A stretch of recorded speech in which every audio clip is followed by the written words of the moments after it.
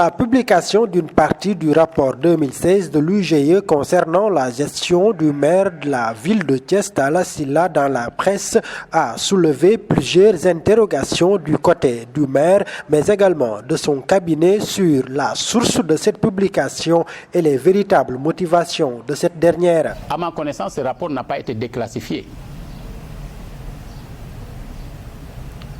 Le rapport de l'IGE est secret. Il est même plus que confidentiel, il est secret. On ne peut pas divulguer tout ou partie de ce rapport. Même si l'IGE se déplace et remet officiellement ses rapports au président de la République, mais ces rapports ne peuvent pas être dans le domaine public tant que ces rapports ne sont pas déclassifiés. Ça, quand même, ça pose un autre problème, puisqu'il faut parler de gestion. Mais je pense que le rapport, quand il est secret, s'impose d'abord à ceux qui sont des dirigeants dans ce pays. Il n'y avait que 8 exemplaires du rapport, en tout cas nous concernant, 8 exemplaires. Le premier rapport appartient au président de la République, donc à son cabinet. Suivez mon regard. Le deuxième exemplaire était destiné au Premier ministre de l'époque. Le troisième exemplaire au ministre de la gouvernance locale de l'époque devenu territorial. Le quatrième rapport au préfet de Thiès. Le cinquième exemplaire destiné au maire de la ville de Thiès. 2 autres rapports aux 2 vérificateurs. Et le 8e et dernier exemplaire à l'IGE comme documentation. Ce que je ne peux pas comprendre, c'est que même ces éléments dont on parle et qui nous honorent, de mon point de vue, même ces éléments ne représentent rien comparé à ce qui se trouve dans ce rapport concernant nos prédécesseurs.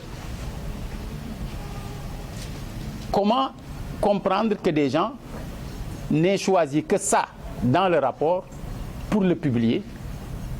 Il y a 2 problèmes. Il y a un premier problème légal, alors qu'il n'y a pas de déclassification, mais il y a un problème moral. Des interrogations qui ont poussé le maire de la ville de Thiès à pointer un doigt accusateur en direction du cabinet politique du président de la République. Je pense que quand on est à côté du président de la République, on a l'obligation de comprendre quelle est sa mission, quelles sont ses orientations, quel est son engagement en faveur de ce pays et de respecter justement ces orientations-là. Moi, je pense qu'on ne peut pas se servir des institutions pour essayer de s'attaquer à des adversaires politiques ou à de futurs adversaires politiques. Moi, je ne suis l'adversaire de personne. Je suis un serviteur des Thiessois, je suis un serviteur des Sénégalais.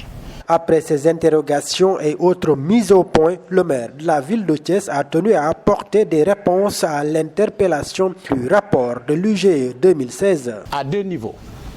On nous a dit, vous avez fait une dépense de près de 20 millions en fourniture scolaire. Personne n'a dit que cette dépense n'a pas été exécutée.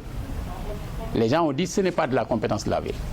Et nous avons, dans le cadre d'une demande plus que transparente, distribué donc ces fournitures scolaires aux élèves des écoles élémentaires et autres, maintenant avec l'encadrement, l'implication de l'IA et de l'IEF de l'époque. L'autre chose, c'est aide aux indigents. Vous savez, ça, c'est peut-être pas une compétence de la ville si on suit l'interprétation de ces vérificateurs, mais c'est une compétence qui sont dans mes gènes.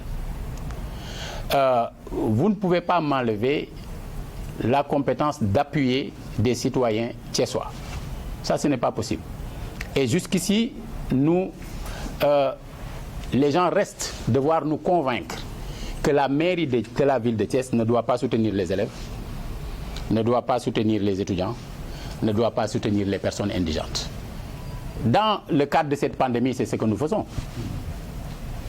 C'est ce que nous faisons depuis le début et nous l'assumons. Alors maintenant, je pense qu'il va falloir, dans le cadre de l'évaluation de l'acte 3 de la décentralisation, faire évoluer les choses.